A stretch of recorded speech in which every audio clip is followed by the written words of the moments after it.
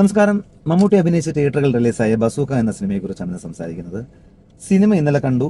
Cinema എനിക്ക് ഇഷ്ടപ്പെട്ടു, നൈസായിട്ട് ഫീൽ ചെയ്തു. സിനിമ എന്താണ്, സിനിമയുടെ കഥ എന്താണെന്ന് നോക്കാം. ഒരു ഗെയിമർ പോലീസിനെ ചലഞ്ച് ചെയ്യുന്നു. അതായത് ഗെയിമിംഗ് മോഡിൽ പോലീസിനെ ചലഞ്ച് ചെയ്തുകൊണ്ട് മോഷണങ്ങൾ നടത്തിക്കൊണ്ടിരിക്കുകയാണ്. അപ്പം പോലീസുകാർക്ക് തീരാ തലവേദനയായിട്ട് ഇയാൾ മാറുകയാണ്. അപ്പോൾ ഈ ഗെയിമറെ കണ്ടെത്തിയോ ഇല്ലയോ എന്നുള്ളതാണ് സിനിമയുടെ ഒരു ബേസ്. ഈ ഒരു കഥാപശ്ചാത്തലം എന്ന് പറയുന്നത് മലയാള സിനിമയ്ക്ക് പുതുമയാർന്ന ഒന്നാണ്. അത് വന്നിട്ട് നൈസായിട്ടുണ്ട്. പിന്നെ അഭിനേതാക്കളുടെ പ്രകടനമൊക്കെ നല്ലതായിരുന്നു. നല്ല ബാക്ക്ഗ്രൗണ്ട് സ്കോറായിട്ട് എനിക്ക് ഫീൽ ചെയ്തു. മമ്മൂട്ടിയുടെ കാര്യം പറയേണ്ട, അദ്ദേഹം സ്ക്രീൻ പ്രസൻസിൽ അടിപൊളിയാണ്. ഈ സിനിമയിൽ 4-5 ഗെറ്റപ്പിൽ കാണാൻ പറ്റും. എല്ലാം തന്നെ അടിപൊളിയായിട്ടുണ്ട്.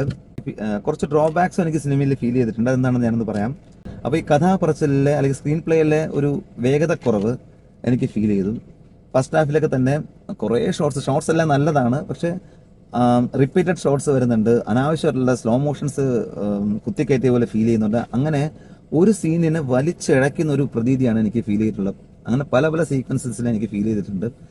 കുറച്ചുകൂടി ക്രിസ്പ് ആക്കാമായിരുന്നു എന്ന് തോന്നി. ക്രിസ്പ് ആയിരുന്നെങ്കിൽ കുറച്ചും കൂടി ഭംഗിയായ ഒരു ഗ്രിപ്പ് കിട്ടിയേനെ എന്ന് എനിക്ക് തോന്നിയിട്ടുണ്ട്. മൊത്തത്തിൽ എങ്ങനെയാണെന്ന് വെച്ച് കഴിഞ്ഞാൽ നമുക്കൊരു റിപ്പീറ്റ് വാല്യൂ ഒന്നും തരാത്ത, ജസ്റ്റ് കണ്ട് വരാവുന്ന ഒരു സിനിമയായിട്ടാണ് എനിക്ക് ബസൂക്കയെ ഫീൽ ചെയ്തത്. നമുക്കൊരു വോ ഫാക്ടറോ ഒരു ഹൈ മൊമെന്റ്സോ അങ്ങനെ ഒന്നും അധികം സിനിമയെ കാണാൻ കഴിയില്ല. ബട്ട് തിയേറ്ററിൽ നിന്ന് കണ്ട ഓക്കെ, നൈസായിട്ട് എക്സ്പീരിയൻസ് ചെയ്യാൻ പറ്റും. ഇതൊക്കെ തന്നെയാണ് എനിക്ക് ഫീൽ ചെയ്തത്. അപ്പോൾ മൊത്തത്തിൽ ഒറ്റ വാക്കിൽ പറഞ്ഞാൽ ഒരു ആവറേജ് ഓക്കെ മൂവി ആയിട്ടാണ് എനിക്ക് ഫീൽ ചെയ്തത്. തിയേറ്ററിൽ സിനിമയുണ്ട്, നിങ്ങൾ കണ്ട് വിലയിരുത്തുക. Thank you.